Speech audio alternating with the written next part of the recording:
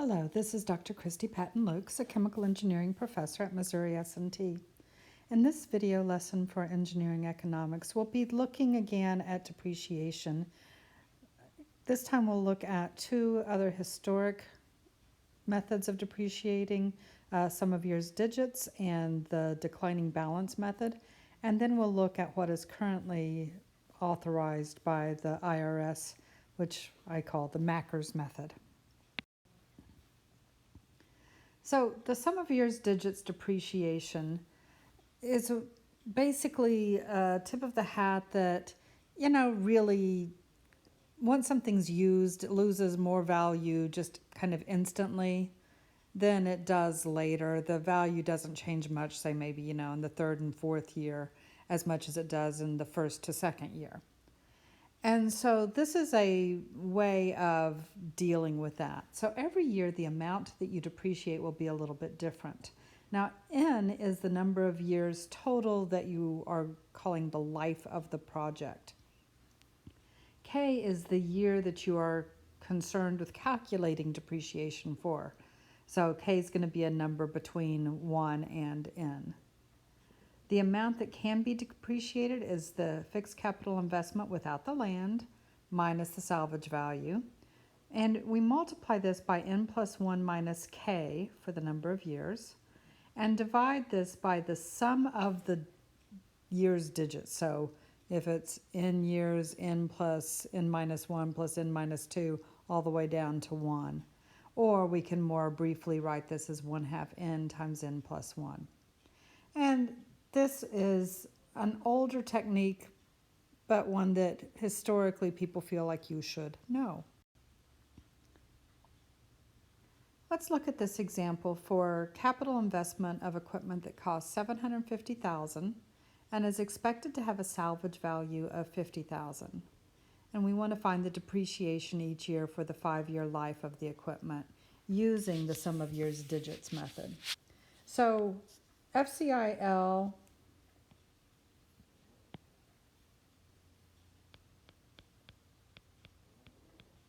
minus the salvage value in this case is $700,000. The first year my depreciation will be the $700,000 times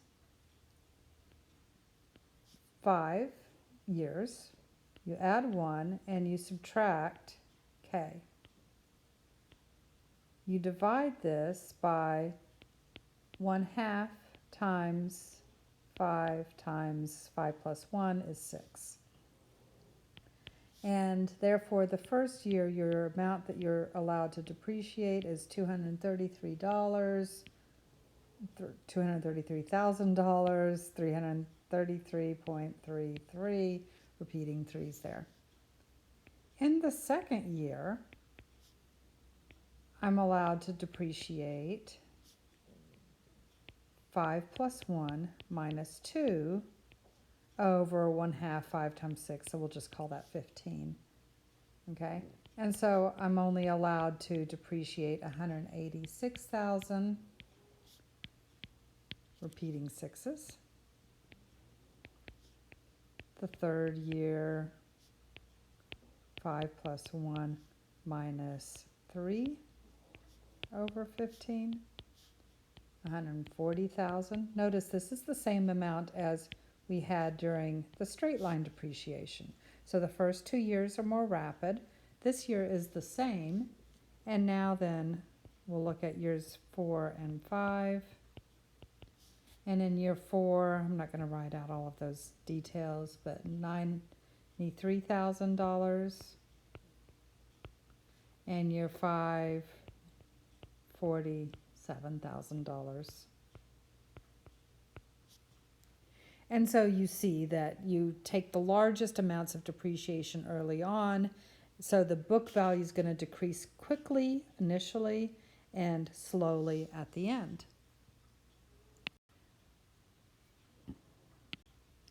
Let's look at the declining balance methods. Now, in particular, we're going to do the double declining balance method. In this one, what you're going to do is you're taking your fixed capital investment without the land, and you're going to subtract off the amount of depreciation that you've already taken. So this is the book value. And then you're going to multiply that times 2 over the number of years that you're doing this. And you continue doing this until you reach that salvage value. So you can't depreciate more than the salvage value. And the other thing about this is that this number right here, this is a 2, hence double. But you can also have a 150% declining balance method is another one where you would change this 2 to 1.5. And frankly, you could have any value in there. Let's look at this for our same problem. So in this case, what I'm going to do is I have to figure out the depreciation the first year. So the first year, it's 2 over 5, because that's the number of years, times 750,000. So it's not minus the salvage value, it's the full first fixed capital investment minus the land. So this is going to be the amount that I depreciate, so $300,000. And it's helpful to keep track of the sum of your depreciation so far.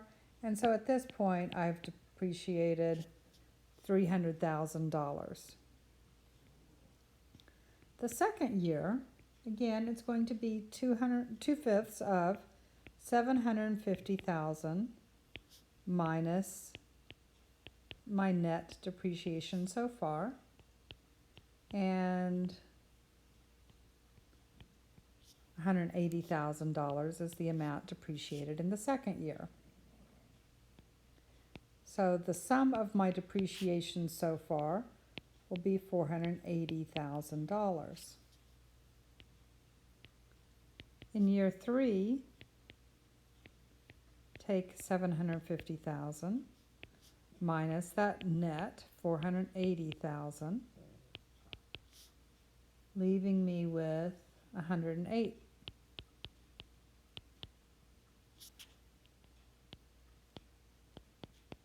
My net depreciation so far is $588,000. The fourth year, I'm going to do 2/5 of 750,000 minus my net 588,000, so my net depreciation, which is 64,800. The sum of my depreciations so far is 652,800. The fifth year, 750,000 minus 652,800 is 38,880. The sum of my depreciations is 691,680.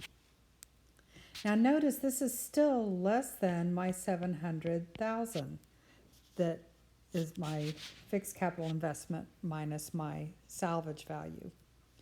So therefore, I still am going to get to do a little bit more depreciation in that sixth year. So the next year, I'm going to take my 750,000, okay, that's my fixed capital investment, minus my salvage value, 50,000, and then subtract off the sum of my depreciations.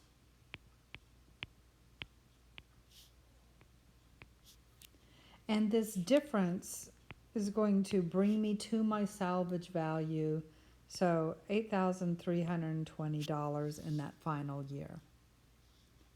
Okay? So we always take it down all the way to the salvage value. If we need to add an extra year, we do that. So it's a little bit more complicated, but you can see that you're getting to deduct or depreciate a much larger amount initially than we were with the other methods. And so that's sort of the advantage of this. Now, the current technique is going to be a little different than that, but let's just kind of compare what these look like so far. So the straight line method, I am just depreciating the same amount every year. The sum of the year's digits takes me on a linear slope where it's decreasing by a similar amount each time. The double declining balance does sort of this random curve sort of approach to it. So it's going to depreciate much more quickly initially and more slowly later on. So what's really done right now? Well, the IRS approved method for the United States is to do the Modified Accelerated Cost Recovery System, or MACRS. Okay, this is going to be based on as a percentage of the fixed capital investment without the land, so subscript L here, minus the salvage value. And what you do is you look up a table.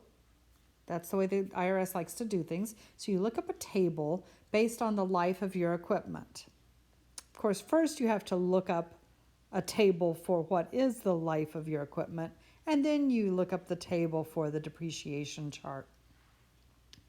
So most of our equipment's going to fall into a 7-year life, but we've been doing all of our problems based on a 5-year life, so we'll continue with that. For a 5-year life, what you do is the first year you take kind of half as much depreciation as they think you should, so 20%. It's based on that you bought the equipment or bought whatever it was kind of mid-year. The second year, you're going to take a larger amount, 32%. The third year, 19.2%. The fourth and fifth year is 11.52%. And then finally at the end, 5.76%. So this is easy to calculate, perhaps not very logical, but it doesn't matter. We just do whatever the IRS says. So for our example that we've been doing with the 5-year life, using that table that we just had, the depreciation the first year is going to be $140,000. Back to my straight line value. The second year, I have a larger depreciation. The third year, $134,400. The fourth and fifth year, the depreciation amounts are the same. And then I have the final year. So a 5-year life gives me depreciation over a 6-year period, but it's based on the fact that they assume that you probably didn't buy the equipment on January 1st of that year. And so they just say you get half a year's depreciation, then you'll get another half year's depreciation at the end. So this is the MACRS method, and this is the one that we really should be using as long as we're living in the US and they're still using that for IRS rules. In the next lesson, we're going to come back and we're going to see what does depreciation have to do with anything, and it all is about taxes. Thank you very much.